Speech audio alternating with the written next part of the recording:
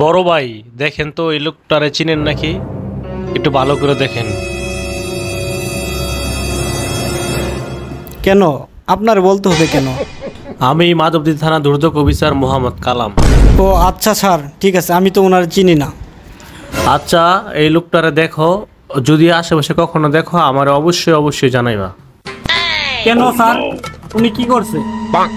সে গ্রামের বাড়িতে টাকা পয়সা আত্মসাৎ করেছে এবং অনেক সংখ্যক লোককে মেরে পালিয়েছে। সে মার্ডার মামলা আসামি। দেখা মাত্রই আমাকে জানাবেন। আচ্ছা স্যার, ঠিক আছে, আসলে আমি অবশ্যই জানাবো। ওই তো মনে হয় অনেক ডেঞ্জারাস, 20টা খুনের আসামি।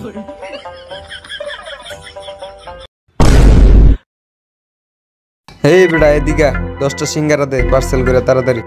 সময় কম, তাড়াতাড়ি দে, তাড়াতাড়ি চালু কর।